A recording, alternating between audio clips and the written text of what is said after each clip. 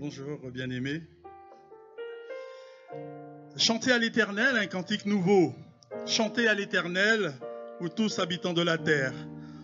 Chantez à l'Éternel, bénissez son nom. Annoncez de jour en jour son salut. Car l'Éternel est grand et très digne de louange. L'Éternel a fait les cieux L'Éternel a fait les cieux, la splendeur et la magnificence sont devant sa face. La gloire et la majesté sont dans son sanctuaire. Ô la gloire de ta présence, resplendit sur nous ton temple. Viens, élève-toi, sois béni. Je vous invite à vous tenir debout. Ô la gloire de ta présence,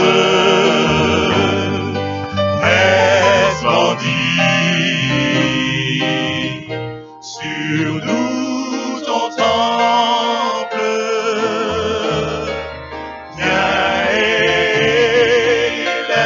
élève-toi, sois béni, roi des rois, car ta gloire nous remplit. Ta présence nous envahit. Oh la gloire de ta présence. Oh la gloire de ta présence resplendit sur nous ton temple. Viens, élève-toi, sois béni, roi des rois, car ta gloire nous remplit. Ta présence nous envahit.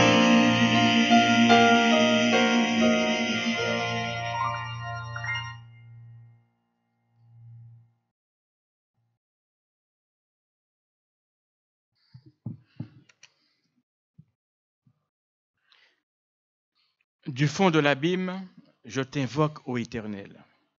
Seigneur, écoute ma voix. Que tes oreilles soient attentives à la voix de mes supplications. Si tu gardais le souvenir des iniquités éternelles, Seigneur, qui pourrait subsister? Mais le pardon se trouve auprès de toi, afin qu'on te craigne. J'espère en l'Éternel, mon âme espère et j'attends sa promesse. Mon âme compte sur le Seigneur, plus que les gardes ne comptent sur le matin, que les gardes ne comptent sur le matin.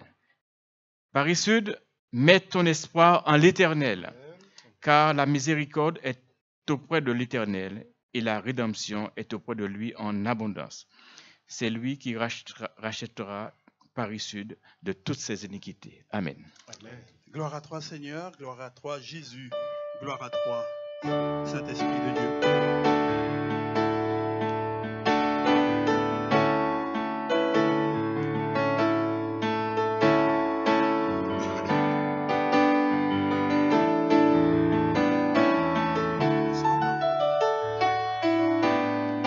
Gloire à toi, Seigneur.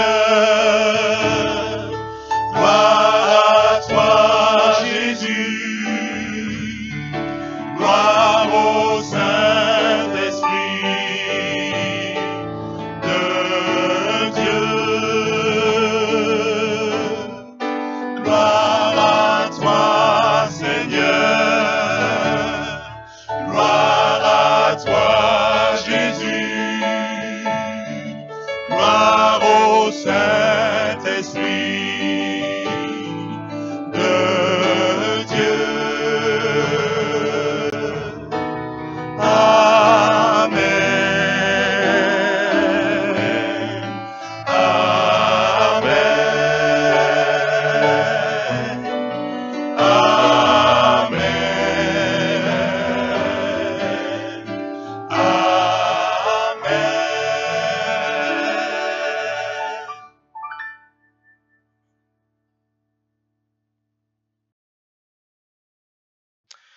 Nous voulons partager ta joie, Seigneur, notre Dieu, notre Père céleste, parce que tu as donné Jésus-Christ, grâce auquel nous pouvons venir devant ta face, nous présenter dans l'assemblée des saints anges pour te rendre gloire, te remercier, te louer, te psalmodier, renouveler, Seigneur, notre alliance avec toi, te dire notre amour, notre satisfaction de t'appartenir.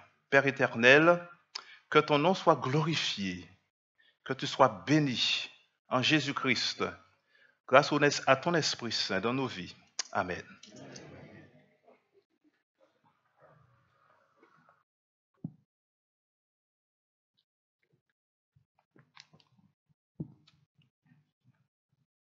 Frères et sœurs, bonjour. Au nom de l'Église de Paris-Sud, ville juive, l'Âge d'Or vous souhaite une chaleureuse bienvenue. À ceux qui nous visitent pour la première fois et aux membres d'Église réguliers, à toutes et à tous, accueillons-nous donc les uns les autres comme Jésus nous a accueillis pour la gloire de Dieu. Amen. Bon et joyeux sabbat et bienvenue à tous et à tous au nom de l'Église de Paris-Sud, ville juive.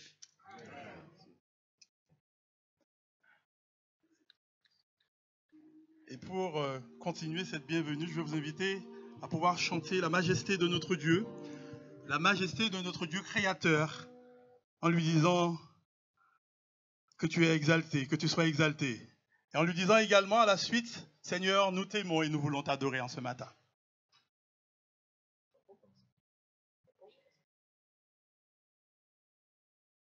Il est exalté. Pardon, excusez-moi.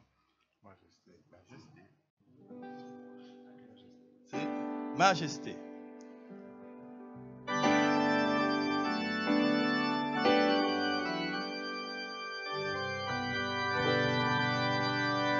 Alors je vais vous demander.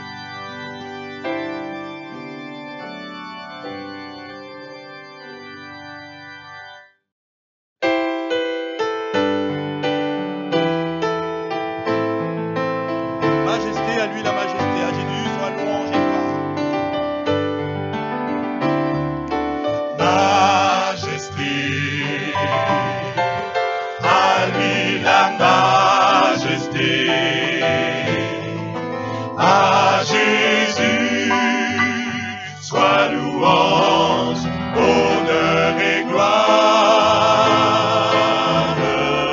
Majesté, Majesté, suprême autorité, suprême autorité, du haut des cieux, son règne vient sur tous du les cieux. haut des cieux, son règne vient sur tous les cieux. Exaltons et célébrons le nom de Jésus. Exaltons et célébrons le nom de Jésus. Glorifions et proclamons Jésus-Christ le roi.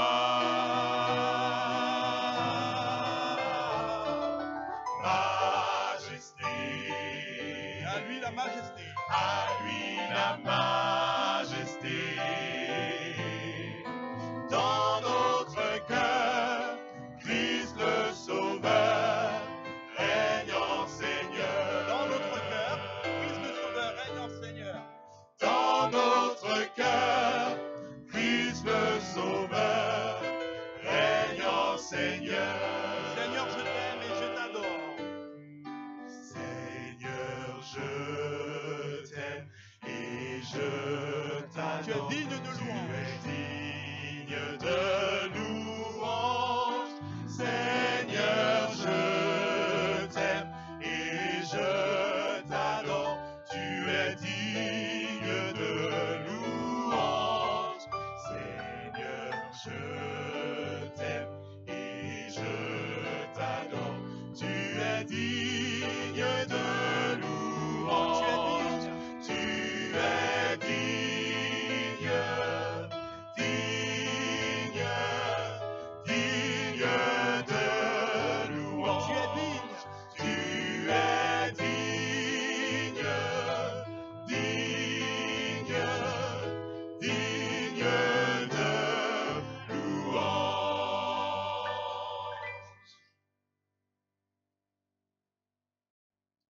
Nous savons que Dieu est un Dieu d'amour. Et la Bible nous dit que lorsque Adam et Ève ont péché, c'est Dieu qui a fait la première démarche. Où êtes-vous? Que faites-vous? Qu'avez-vous fait? Encore aujourd'hui, le Seigneur nous appelle. Aujourd'hui, tu m'appelles, tu veux laver mon cœur. Et mes péchés rebelles, tu veux changer, Seigneur. Loin de ta bergerie, j'irai dans le péché pour me sauver la vie. Jésus, tu m'as cherché.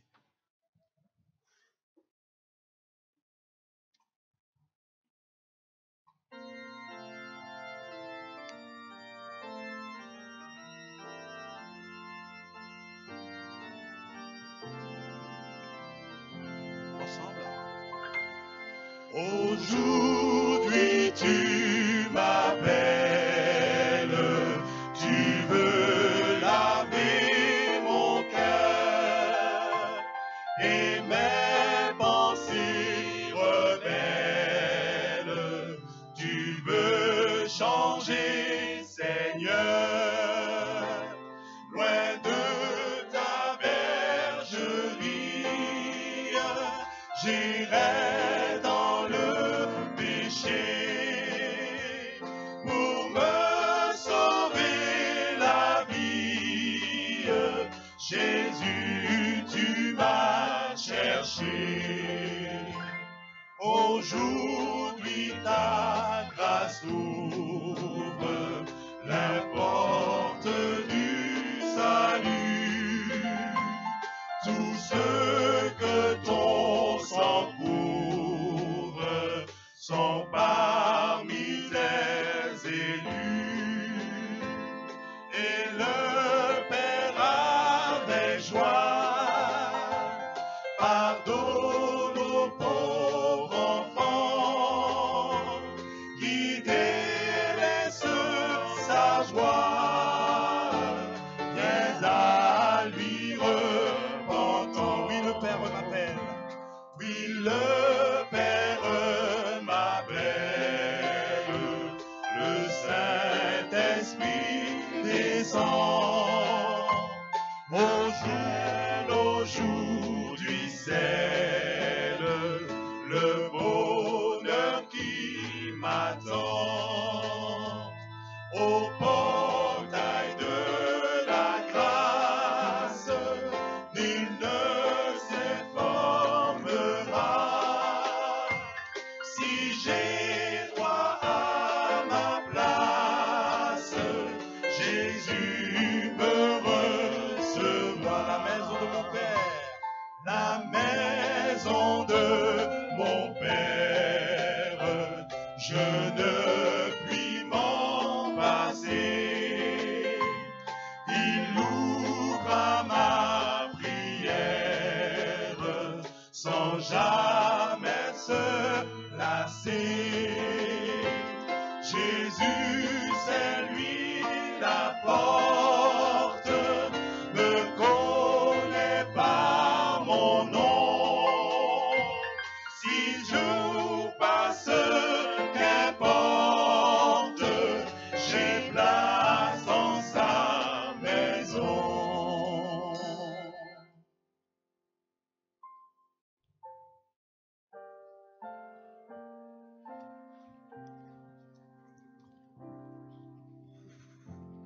Lisons ensemble.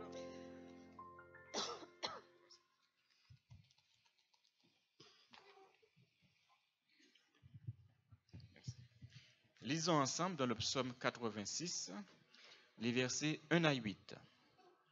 Éternel, prête l'oreille, exauce-moi, car je suis malheureux et indigent. Garde mon âme, car je suis pieux. Mon Dieu, sauve ton serviteur qui se confie en toi. Aie pitié de moi, Seigneur, car je crie à toi tout le jour. Réjouis l'âme de ton serviteur, car à toi, Seigneur, j'élève mon âme. Car tu es bon, Seigneur, tu pardonnes, tu es plein d'amour pour tous ceux qui t'invoquent. Éternel, prête l'oreille à ma prière. Sois attentif à la voix de mes supplications. Je t'invoque au jour de ma détresse, car tu m'exauces. Nul n'est comme toi parmi les dieux, Seigneur, et rien ne ressemble à tes œuvres. Je vous invite à prier avec moi, à genoux, pour ceux qui le peuvent.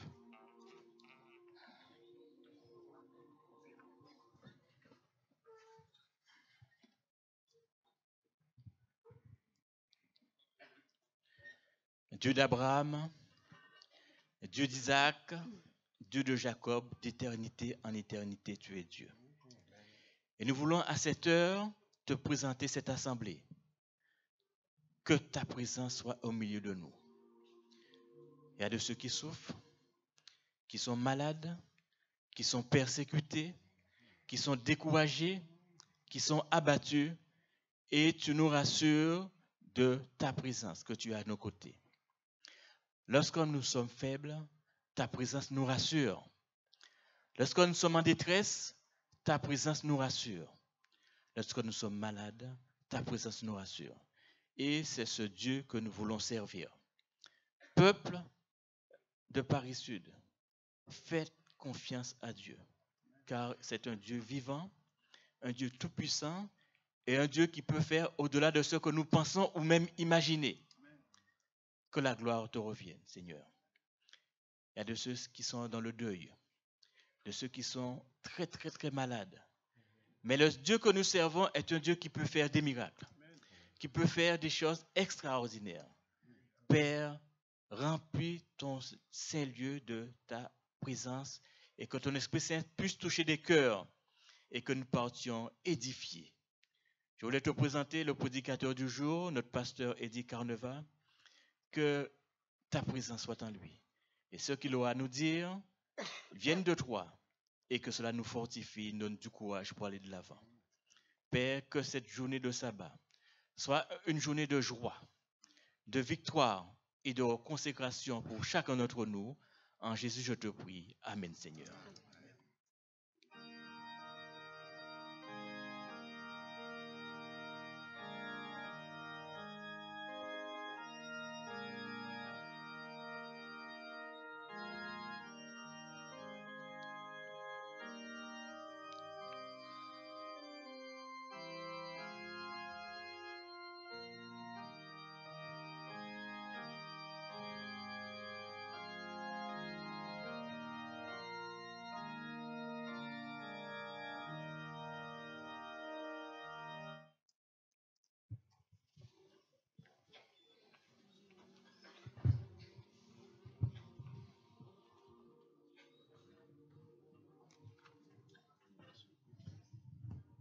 Service de fidélité. Donc je lis du Saint-Livre dans Genèse 28, versets 20 à 22. Par rapport à ma version courant français, alors, Genèse 28, 20 à 22. Jacob fit ce vœu: si Dieu est avec moi et me garde pendant mon voyage, s'il me donne du pain à manger et des habits à mettre, et si je reviens dans la paix chez mon Père, alors l'Éternel sera mon Dieu. Cette pierre dont j'ai fait un monument sera la maison de Dieu, et je te donnerai la dîme de tout ce que tu me donneras. Donc j'invite les diacres et les diaconesses de passer dans les rangs pour recueillir les dîmes et les offrandes. Et nous chanterons ensemble: où est ton trésor? Là sera ton cœur.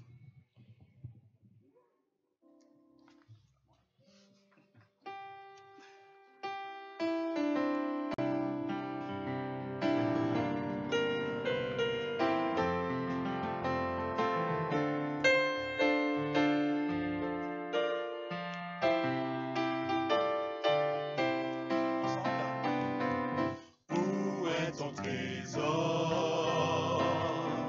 Là sera ton cœur. Tu peux te tromper de placement. Ton avenir compte tout temps. Prends donc le temps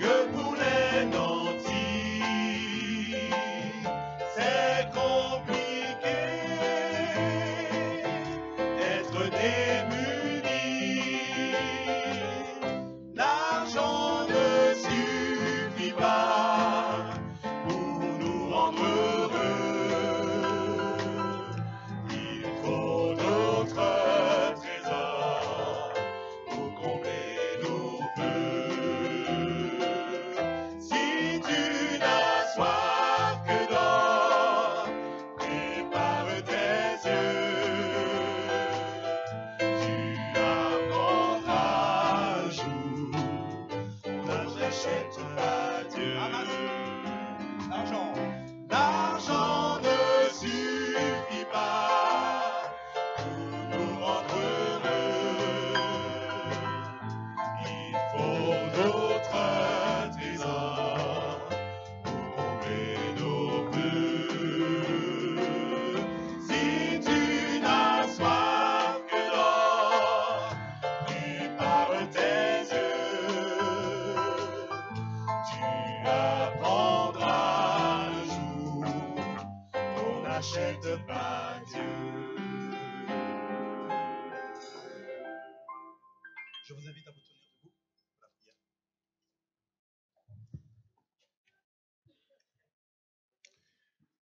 Notre Père, notre Dieu, nous voulons te remercier, Seigneur, pour ton amour. Nous voulons te remercier, Seigneur, pour tout tes bienfaits. Merci, Seigneur, pour ce privilège que tu nous donnes d'être à ta maison ce matin, afin de pouvoir te louer et te glorifier. Merci, Seigneur, pour ton saint sabbat, jour que tu as mis à part pour nous, afin que nous puissions nous reposer, afin que nous puissions nous retrouver en ta présence, pour pouvoir élever notre âme vers toi. Pour te dire, Seigneur, combien nous sommes contents, combien nous sommes heureux de nous retrouver dans ta maison, avec nos frères et sœurs, pour pouvoir t'adorer, te louer, te glorifier, afin que les peuples, les nations puissent reconnaître c'est toi notre Créateur, c'est toi notre Dieu qui nous a formés entre tes mains. Oui, Seigneur, nous sommes contents, heureux d'être dans ta présence. Oh Seigneur, nous venons à toi tels que nous sommes avec nos soucis, nos fardeaux, nos imperfections, car nous savons, Seigneur, nous sommes tous des pécheurs et que nous avons besoin de ta grâce, de ta bonté, de ta miséricorde. Alors, Seigneur, veuille nous pardonner, nous laver, nous purifier en ce matin par ton sang précieux. Nous voici devant ta face, Seigneur, nous avons apporté en ta maison nos dîmes et nos offrandes. Seigneur, nous avons apporté ce que tu nous as donné, oui. Tu nous permets de travailler, Seigneur, de pouvoir apporter, Seigneur, tes dîmes dans ta maison. L'œuvre, Seigneur, de nos mains, Seigneur, que nous avons travaillé. Tu nous as donné la vie, la force, la santé de pouvoir acquérir ce don et de pouvoir te les ramener dans ta maison. Les voici entre tes mains ce matin, que tu puisses les utiliser afin que ton nom soit béni, que ton nom soit glorifié, afin que ton œuvre puisse grandir, prospérer, et que des hommes et des femmes puissent te connaître afin de pouvoir t'appartenir. Alors bénis ces hymnes et ces offrandes, afin que ton nom soit béni, que ton nom soit glorifié. Car ce sont les grâces que nous te demandons en Jésus ton Fils et pour ta gloire. Amen. Amen. Ne vous asseyez pas, restez debout. Nous allons continuer notre service dans un moment d'adoration. Adorer notre Dieu créateur pour ce qu'il a fait, pour ce qu'il est et pour ce qu'il fait. Dieu de gloire, je t'adore, ton nom s'élève en majesté. Et de mes lèvres, je vais célébrer ta victoire. Je vais célébrer ton règne et ton autorité. Et par la suite, nous ferons monter notre hommage vers notre Dieu créateur. Dieu de gloire, je t'adore. Ton nom s'élève en majesté. Ton nom s'élève en majesté. Et de mes lèvres, je célèbre ta victoire. Je célèbre Ta victoire, ton règne, ton autorité. ton autorité. Oh oui, Seigneur, tu es digne. Digne du agneau de Dieu. Digne-tu, agneau de Dieu. Digne du agneau de Dieu. Tous les anges ensemble. Tous les anges ensemble acclament La puissance de ton Saint-Nom. la puissance de ton nom. Digne-tu, agneau de Dieu. Digne du agneau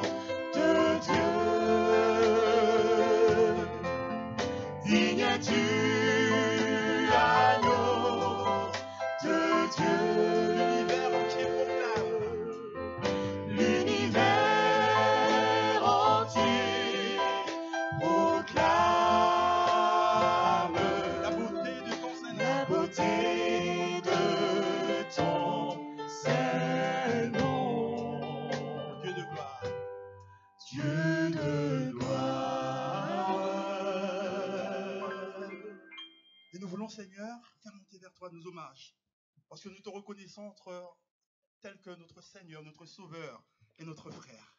Alors reçois notre adoration ce matin.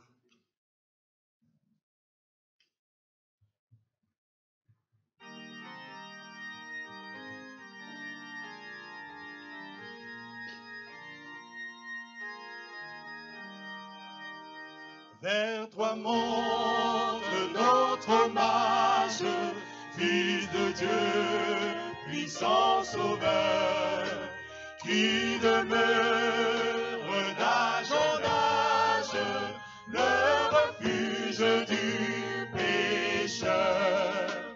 Loué soit ton amour, loué soit à jamais, ton nom Jésus, ta gloire et tes bienfaits. Loué soit ton amour, loué soit à jamais, ton nom, ta gloire et tes bienfaits. De toi vient la délivrance, tu payas notre rançon. C'est en toi qu'est l'espérance, la paix et la guérison. Loué soit ton amour, loué soit à jamais, ton nom Jésus, ta gloire et tes bienfaits. Loué soit ton amour, loué soit à jamais, ton nom, ta gloire et tes bienfaits. Alors la troisième strophe, je vais entendre les sœurs. Nos sœurs.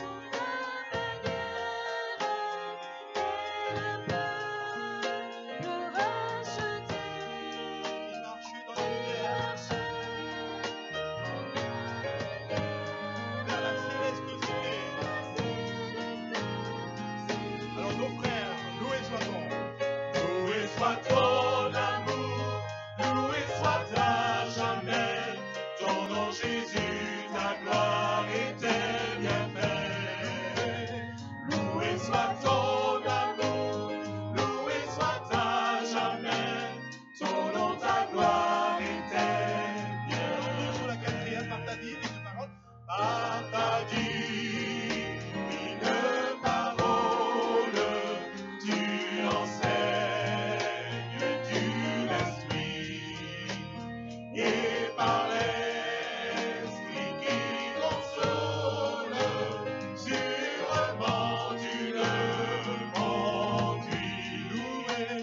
Loué soit ton amour, loué soit à jamais, ton nom Jésus, ta gloire et tes bienfaits. Loué soit ton amour, loué soit à jamais, ton nom, ta gloire et tes bienfaits. Bientôt glorieuse attente, tu combleras tous nos vœux sur la nue étincelante, tu viendras à nous des cieux. Loué soit ton amour, loué soit à jamais, ton nom Jésus, ta gloire et tes bienfaits. Loué soit ton amour, loué soit à jamais, ton nom, ta gloire et tes Alors je vais entendre le refrain sans les musiciens. Loué. Loué soit ton amour, loué soit à jamais, ton nom Jésus, ta gloire et tes bienfaits. Loué soit ton amour, loué soit à jamais, ton nom, ta gloire et tes bienfaits. Je vous invite à garder votre position.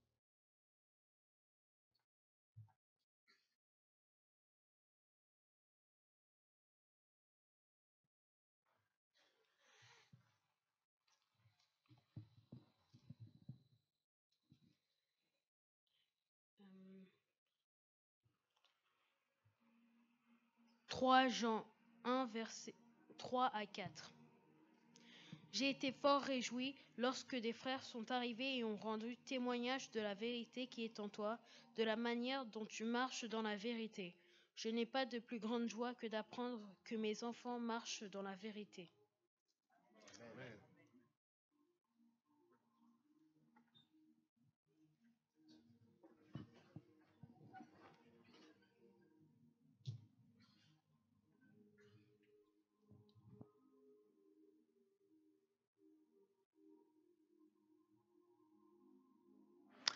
Je vous salue tous, toutes fraternellement dans le Seigneur, ceux qui sont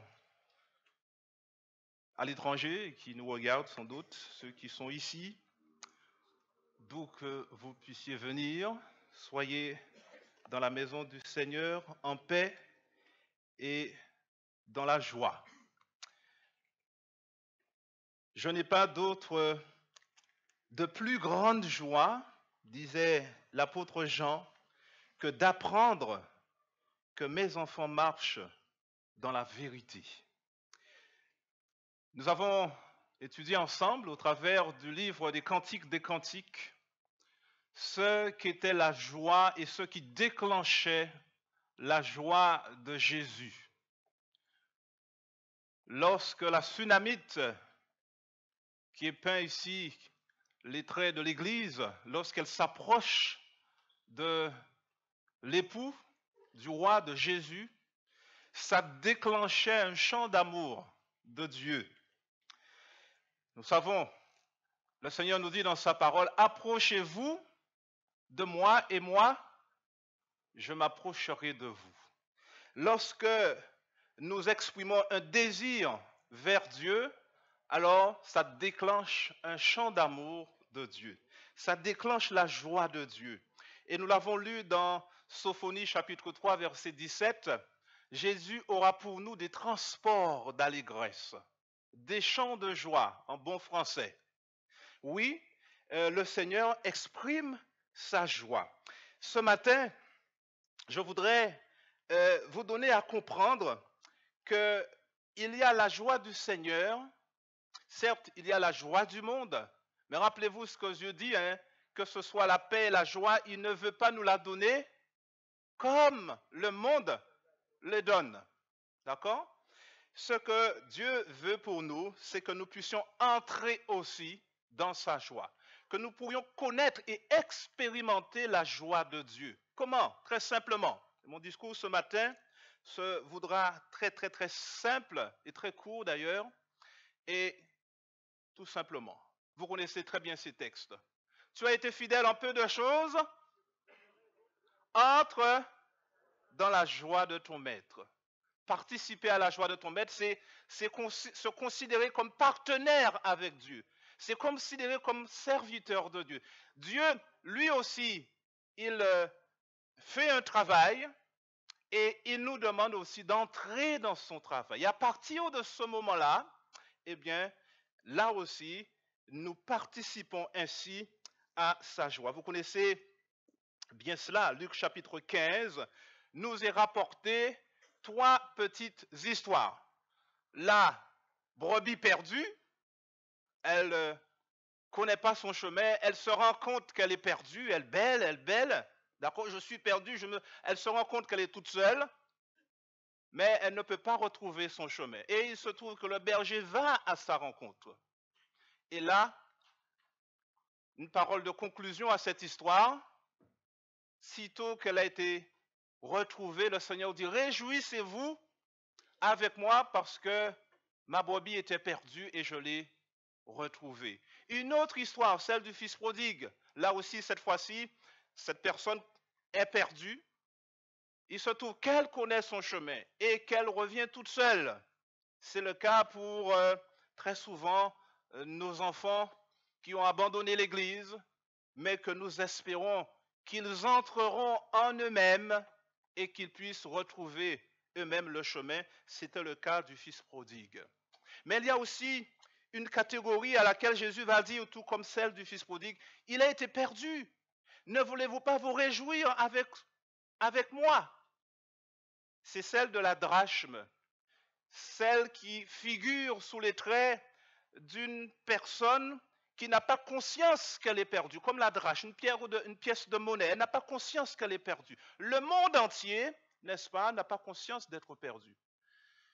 Et une pièce de monnaie, ça ne peut pas retrouver son chemin toute seule. Et là, il y a besoin de personnes. La drachme perdue. Quand cette femme qui a perdu sa drachme, qui a perdu cette pièce de monnaie si importante, ça correspondait à une forte somme d'argent, elle appelle ses copines, ses amis en disant « Venez, réjouissez-vous avec moi, car j'ai retrouvé la pièce que j'avais perdue. » Derrière ces différentes histoires, il y a certes beaucoup d'enseignements. Certes, la première, c'est qu'il y a plusieurs catégories de personnes perdues. Et en particulier, l'œuvre de l'Église, c'est de considérer qu'il y a des êtres perdus qui ne pourront jamais retrouver leur chemin tout seuls. Il y a besoin que quelqu'un aille pour leur tenir la main et pour les retrouver. Mais il y a aussi une grande leçon, c'est de nous permettre de comprendre quelle est la joie et comment entrer dans la joie de Dieu. Le Seigneur nous dit, réjouissez-vous avec moi. Et c'est un point qui lie les trois histoires. Parce qu'à chaque fois dans ces trois histoires, le Seigneur nous invite à nous réjouir avec lui, à entrer dans sa joie. Nous avons compris que nous pouvons entrer dans la joie de Dieu. Tu as été fidèle en peu de choses. Entre dans la joie de ton maître. L'apôtre Jean nous invite aussi à une joie. Ici est dépeint ici la satisfaction que l'on peut rencontrer. Il ne dit pas simplement, reprenez ce texte avec moi, 3 Jean chapitre 1er et le verset 4, il ne dit pas j'ai une grande joie d'apprendre que mes enfants marchent dans la vérité. Ce n'est pas la lecture qui est faite. Il ne dit pas j'ai une grande joie. Il dit la plus grande joie que je peux avoir, c'est celle d'apprendre que mes enfants marchent dans la vérité. Ma plus grande joie. La plus grande satisfaction que l'on peut avoir dans cette vie. Qu'est-ce que la satisfaction? Je posais la question à un enfant, probablement étudiant, qui pourrait me le dire. Hein. C'est l'état dans lequel, n'est-ce pas, on se trouve lorsqu'on a accompli un désir, n'est-ce pas, ou lorsqu'on a assouvi un besoin. On pourrait simplement dire que plus il y a une grande joie, mais plus le désir était fort, ou plus le besoin était important, et donc forcément, la joie de son accomplissement est parfaite. Autrement dit, si c'est une grande joie, ça voulait dire que c'est un grand désir ou un grand besoin. Quel est votre plus grand désir ou votre plus grand besoin? Vous allez me dire, c'est celui pour lequel vous gaspillez ou bien vous utilisez, le plus d'énergie. C'est celui pour lequel vous usez de plus, n'est-ce pas, d'énergie.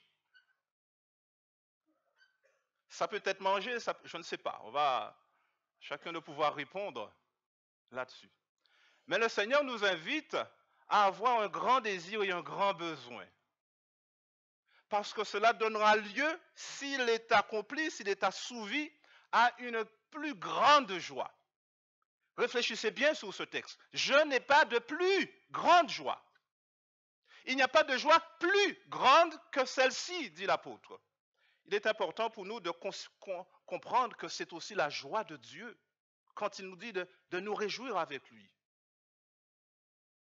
Est-ce que vous pouvez participer à la joie? Est-ce que vous êtes d'accord de participer à la joie de Dieu? Je n'ai pas de plus grande joie que d'apprendre que mes enfants. Certes, ici, le mot enfant, c'est aussi une expression d'affection que l'apôtre a pour l'Église qu'il a fondée ou qu'il a enseignée. Mais c'est aussi le sentiment des parents vis-à-vis de leurs enfants. Peut-être que les parents ont d'autres grandes joies que de savoir que leurs enfants marchent dans la vérité. Mais toute personne fondamentalement en Christ exprimera sa joie de savoir que vous, jeunes gens, vous, enfants, vous marchez dans la vérité. Alors, pour cela, il faut aimer les âmes, il faut aimer les gens, et il faut aussi aimer la vérité. L'apôtre nous dit dans 2 Thessaloniciens chapitre 3, je vous invite à prendre ce texte. 2 Thessaloniciens, chapitre 2. Les versets 8 à 10. 2 Thessaloniciens chapitre 2, versets 8 à 10. Il nous est dit depuis le verset 7 que le mystère de l'iniquité agit déjà, et il faut seulement que celui qui le retient encore ait disparu. Et alors paraîtra l'impie, que le Seigneur Jésus détruira par le souffle de sa bouche et qu'il anéantira par l'éclat de son avènement.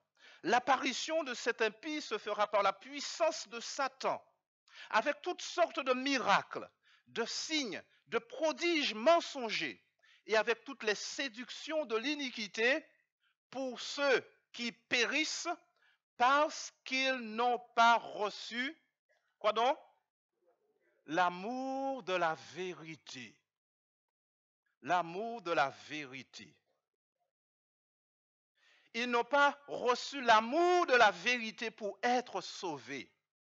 Alors aussi Dieu leur envoie une puissance d'égarement pour qu'ils croient au mensonge. Vous connaissez cette légende? C'est une légende, mais qui illustre quand même un peu la vision du monde quelque part. Il y a un discours entre la vérité et le mensonge. Ils sont en train de discuter ensemble. Oh, tu sais, c'est beau. Le temps est beau aujourd'hui. Et le mensonge dit, ah, c'est magnifique. Et le mensonge regarde l'eau qui est là, il dit, je crois que l'eau est bonne aussi. Et la vérité dit, je vais tremper mon pied dans l'eau pour voir si c'est vrai. Et oui, la vérité reconnaît. Et le mensonge dit, eh bien, on va se baigner. Et le mensonge se déshabille et puis entre dans l'eau. Et bien, la vérité va tester aussi. Il dit, oui, c'est vrai, elle est bonne l'eau. Et tous les deux sont dans l'eau, en train de se baigner. Et tout d'un coup, le mensonge sort de l'eau et s'habille. Mais il s'habille avec les vêtements de la vérité. Et puis s'en va.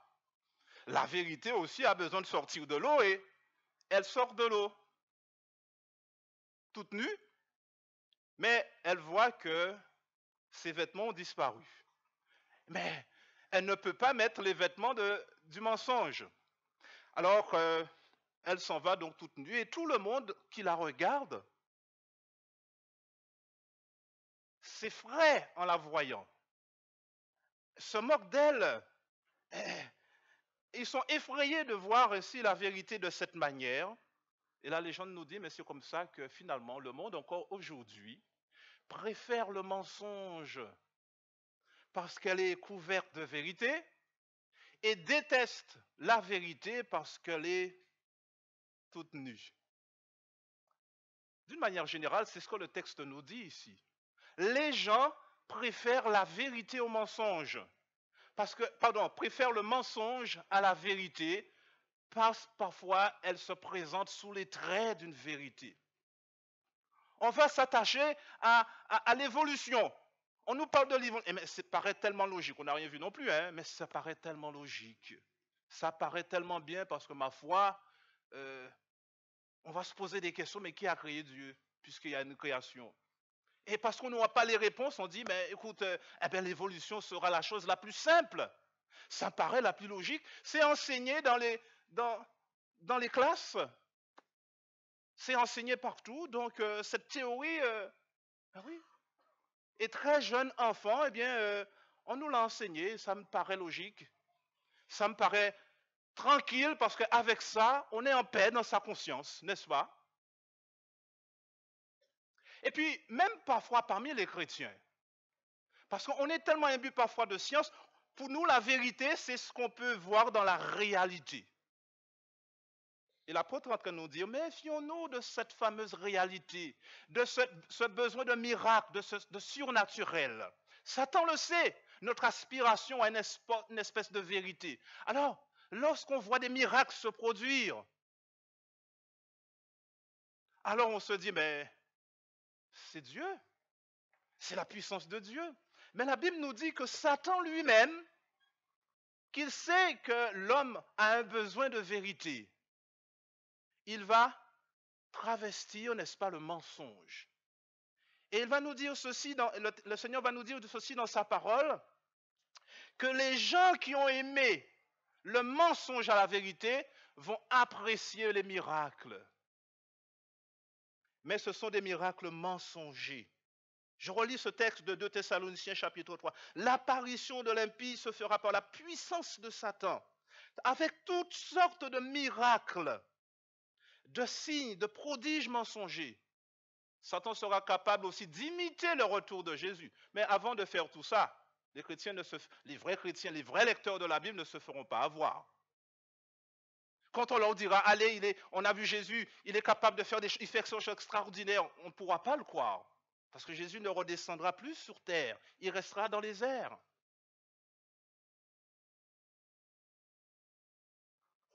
On voudra croire, il y aura un besoin de croire en une forme de vérité.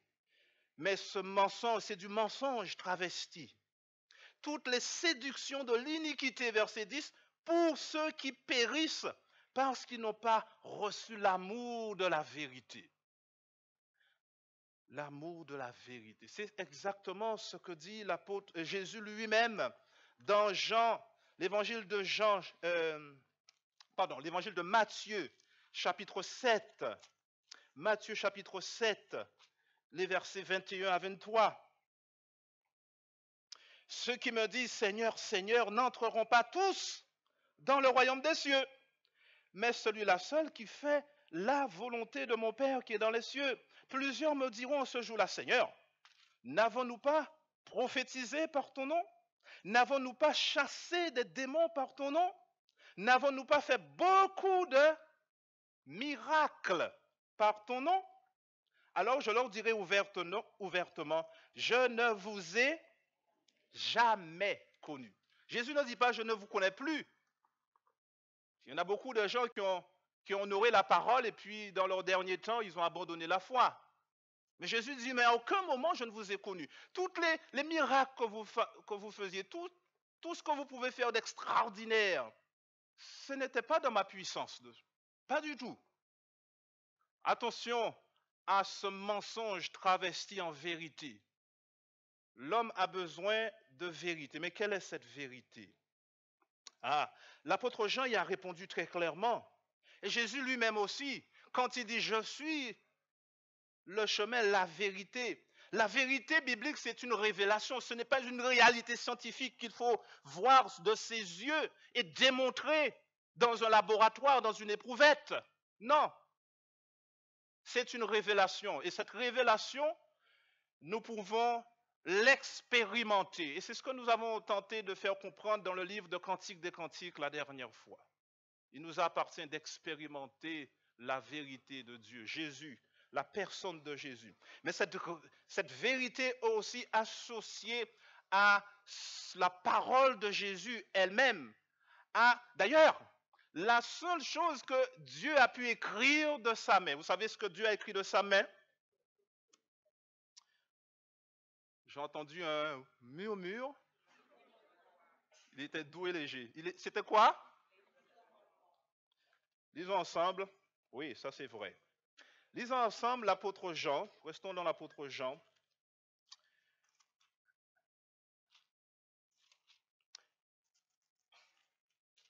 Jean,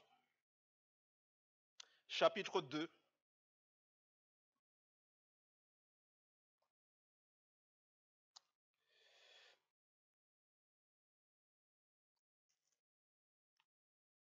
Et les versets 3.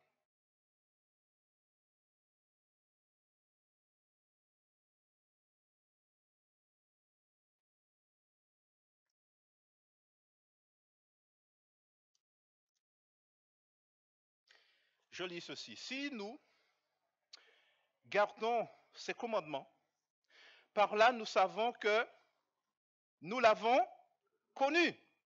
Celui qui dit « je l'ai connu » et qui ne garde pas ses commandements, c'est un menteur et la vérité n'est point en lui.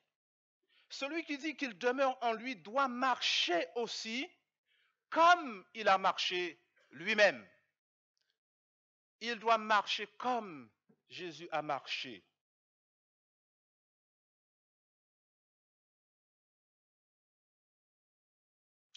Le Seigneur nous invite à marcher comme il a marché, dans la sainteté, dans la pureté, et que nous le voyons cette semaine dans l'unité et dans l'amour.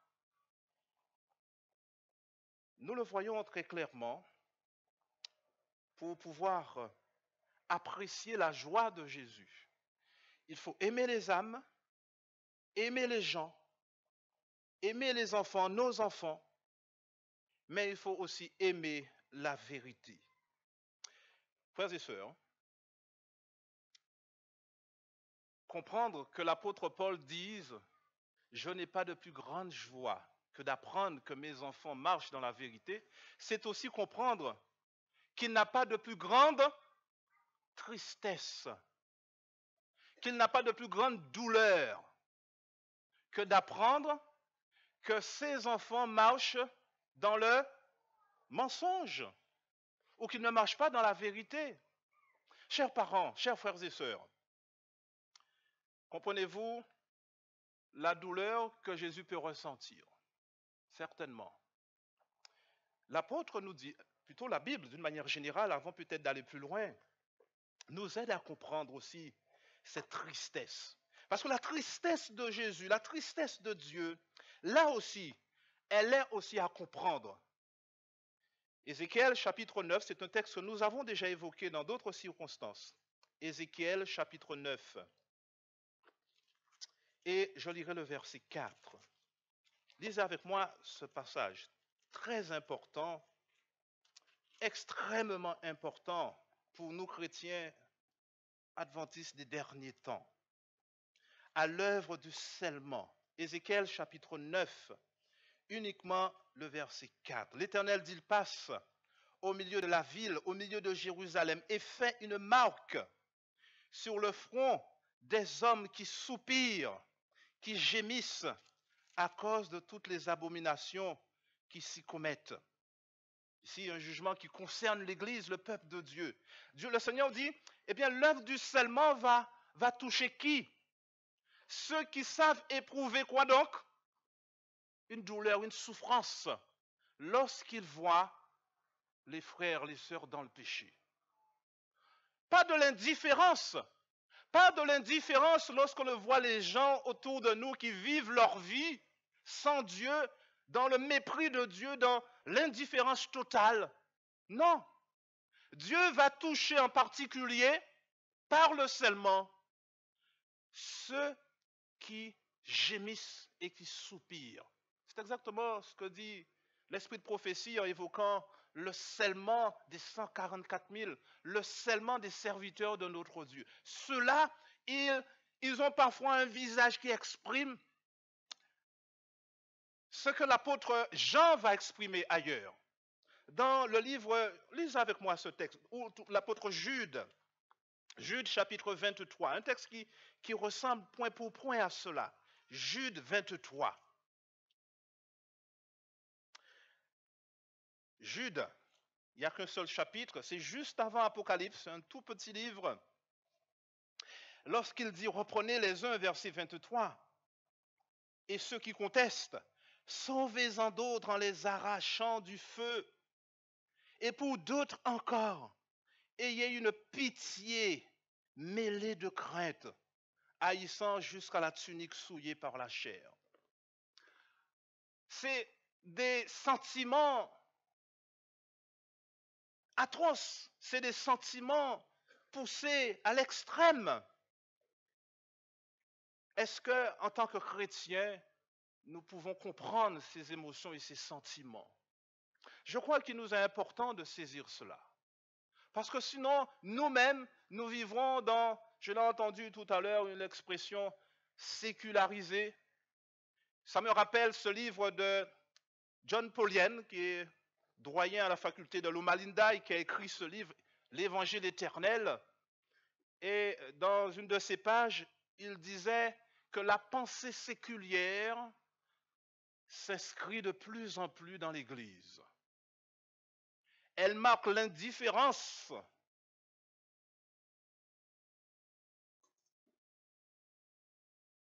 Mais Jésus veut que nous puissions comprendre. C'est pourquoi l'apôtre nous dit, ayez les sentiments qui sont en Jésus. Mais très souvent, on lit ce texte de façon banale à l'occasion d'une sainte scène. Mais le Seigneur nous invite à comprendre ces sentiments, à les expérimenter. Il nous dit de gémir, de souffrir, d'exprimer une pitié.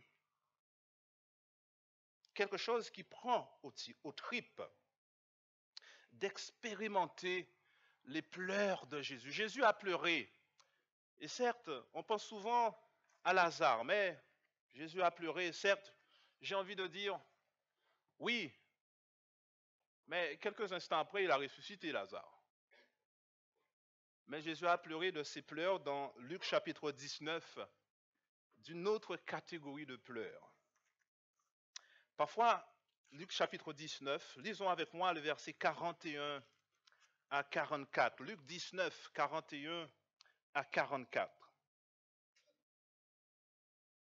Luc chapitre 19, 41 à 44. Comme il approchait de la ville, Jésus, en la voyant, pleura sur elle et dit, si toi aussi, au moins en ce jour qui t'est donné, tu connaissais les choses qui appartiennent à ta paix, mais maintenant elles sont cachées à tes yeux.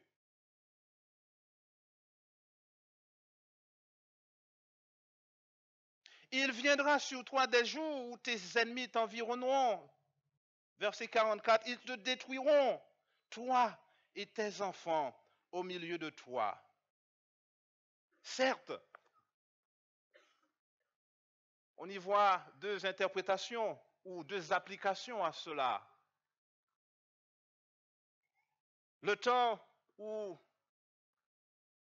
en l'an 70, il y a eu la prise de Jérusalem, mais le temps où, à la fin des temps, le jugement de Dieu s'abattra sur tout le monde, petits et grands, comme au temps de Noé.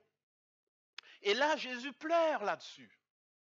Jésus nous demande d'expérimenter les sentiments qui sont en Dieu, d'expérimenter cela. Alors, pouvons-nous comprendre ces sentiments-là? Alors, si nous pouvons les comprendre, j'aimerais que nous prenions cette petite carte qui est là, entre vos mains. Vous en avez tous reçu. Samedi dernier, après-midi, j'en ai donné pour ceux qui étaient là, samedi après-midi, au moment du jeûne et prière. Probablement que vous l'avez dans votre main, dans votre Bible, un marque-page. J'en ai distribué ce matin. Est-ce que les diacres sont là? Il est question que personne ne sorte d'ici sans avoir reçu ce petit marque-page. Laissez-moi voir ceux qui l'ont en main, s'il vous plaît. Il y en a quelques-uns seulement. Peut-on voir les mains de ceux qui ne l'ont pas? Et là, je demande aux diacres d'intervenir de suite. Ceux qui ne l'ont pas eu ni samedi, ni ce matin. Et donc, si vous gardez vos mains, je demande donc aux diacres de très rapidement de se partager la tâche et de vous les distribuer. Il vous a donné l'opportunité de présenter 5 noms sur cela, sur cette fiche. Et de présenter ces 5 noms devant le Seigneur. Je souhaiterais que chacun expérimente la joie et la tristesse du Seigneur. Parce que tout le monde ne sera pas sauvé, c'est vrai. Mais ce que Dieu nous demande de faire, ce n'est pas pleurer non plus dans le vide, parce que Jésus a parlé à Jérusalem aussi. Nous pouvons prier pour 5 personnes et présenter ces 5 personnes au Seigneur pendant toute cette année ecclésiale jusqu'à nos 2 campagnes d'évangélisation qui vont avoir lieu dans toutes les églises de la Fédération France-Nord. Et en particulier, ici, pour Paris Sud, nous aurons 2 campagnes d'évangélisation. Une d'une semaine avec Doug Bachelor et une autre pendant 2 semaines avec un des responsables d'ASI Europe, dont j'ai oublié le nom, Mike, j'oublie le nom. Mais en attendant, il nous est demandé de préparer le terrain. Et préparer le terrain, c'est déjà présenter des personnes. Ça peut être des membres de notre famille, un enfant, un voisin, quelqu'un pour lequel nous allons prier, nous allons présenter, alors que nous lisons notre Bible, nous allons présenter cette personne-là au Seigneur. Il ne nous est pas donné de sauver les gens. Le Seigneur nous dit d'arracher les gens du feu, de les arracher du feu. Et lorsqu'on ne peut pas, lorsqu'on n'y a pas réussi, d'avoir pour eux une pitié. Simplement, ce qui nous est demandé en préparation de cette grande campagne d'évangélisation, c'est que nous puissions présenter chaque jour, je dis bien chaque jour, des personnes au Seigneur. Priez pour ces personnes, pour leur salut. Priez pour ces personnes. Je n'ai pas de plus grande joie que d'apprendre que mes enfants marchent dans la vérité. Mais je n'ai pas de plus grande tristesse aussi que de voir mes enfants, que de voir notre jeunesse s'en aller.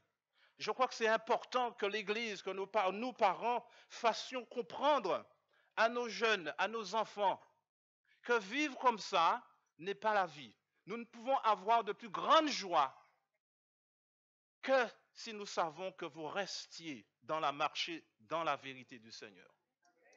Mais nous aurons une grande tristesse aussi. Et j'aimerais que vous leviez vos têtes et que vous me regardiez là. Il n'y aura pas de plus grande tristesse pour nous que d'apprendre que vous ne marchez pas dans la vérité. Alors marchez dans la vérité. Marchez dans la vérité. Parce que vous allez nous rendre très tristes.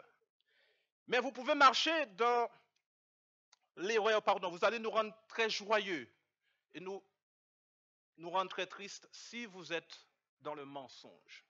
Le mensonge, c'est lorsque vous considérez que la personne de Jésus, que la demande de l'Esprit, vous en avez fait peu de cas dans votre vie. Vous en avez fait peu cas. Marchez dans la vérité et que notre joie soit celle du Seigneur. Pour que le Seigneur nous dise à tous, parce que vous aussi, vous pouvez présenter au Seigneur vos amis, vos camarades. Vous pouvez expérimenter les sentiments de Dieu. Marchez dans la vérité. Au nom de Jésus. Amen.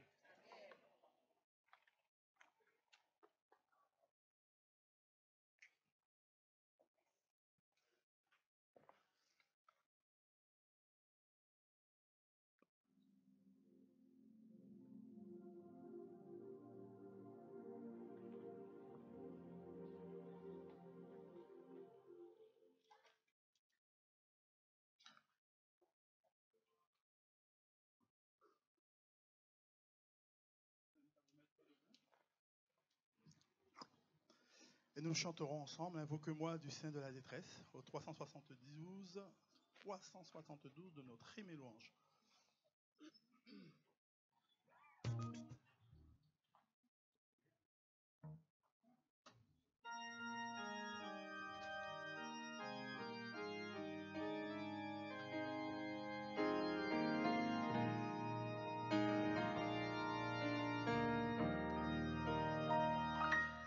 Invoque-moi du sein de la détresse, mon bras puissant te sauvera.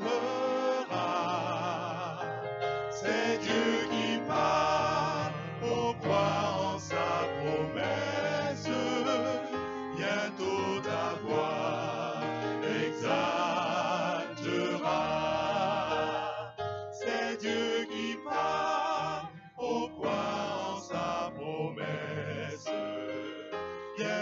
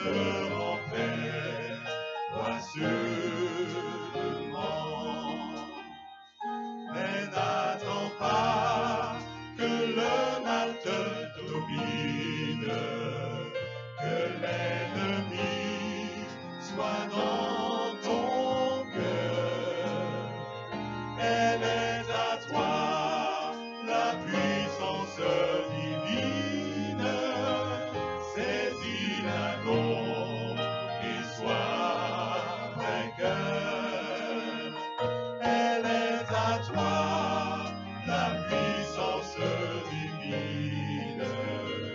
Saisis-la donc et sois vainqueur.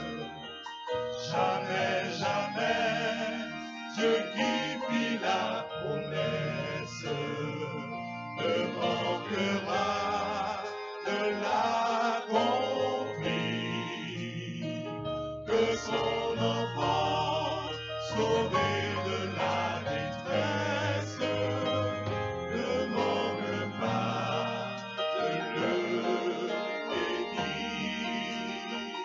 Que son enfant sauvé de la détresse ne manque pas de le bénir.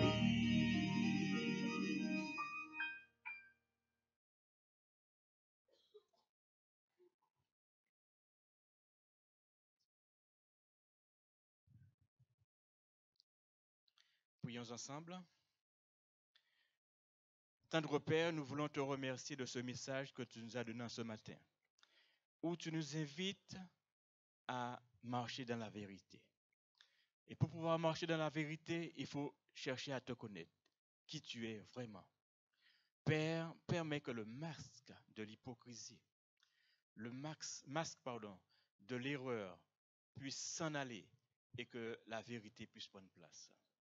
Nous savons que tu veux du bien pour tes enfants et tu désires nous voir avec toi lorsque tu reviendras.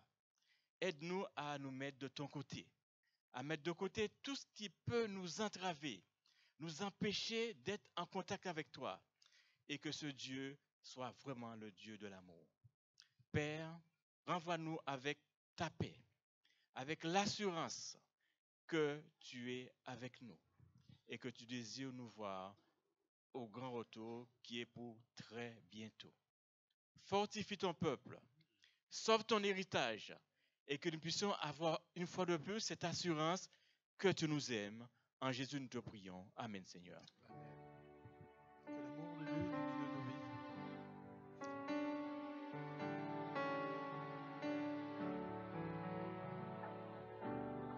Que l'amour de Dieu illumine nos vies. Que l'amour de Dieu illumine nos vies. Qu'ensemble nous puissions œuvrer en harmonie. Que l'amour de Dieu anime cette Église. Marchons dans la paix de Jésus-Christ. Que l'amour de Dieu Que l'amour de Dieu illumine nos vies. Qu'ensemble nous puissions œuvrer en harmonie. Que l'amour de Dieu anime cette Église.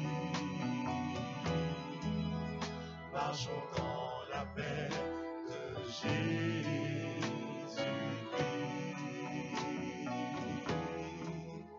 Marchons dans la paix de Jésus-Christ.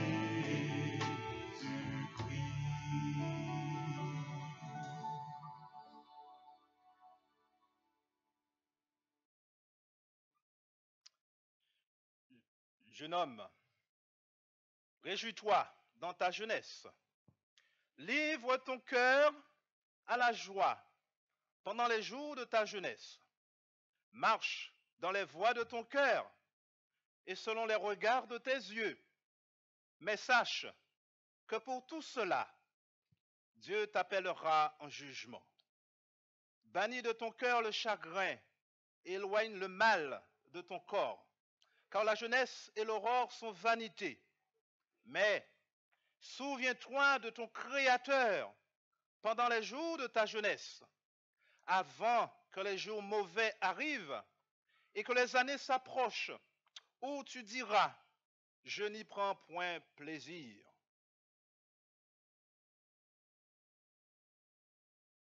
avant que la poussière retourne à la terre, comme elle y était, et que l'Esprit retourne à Dieu qui l'a donné. En attendant, chers amis, frères et sœurs, que le Seigneur nous offre sa paix, nous instruise par son esprit, nous conduise par son esprit, qu'il tourne sa face vers nous et nous offre sa joie en Jésus. Allons en paix. Amen. Vous pouvez vous asseoir. Nous vous souhaitons un bon midi de sabbat et nous vous invitons à sortir sous la direction des diacres et des diaconesses. Bon midi de sabbat à chacun.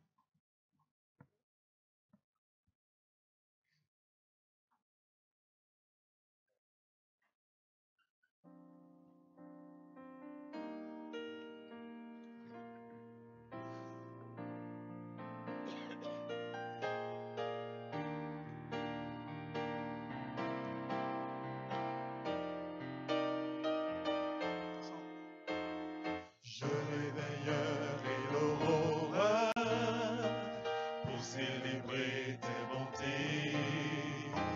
Je t'apporterai, ô Seigneur, le fruit de mes lèvres. Près de toi je suis tranquille, je chanterai tes louanges. Grande est la fidélité que tu déploies sur moi.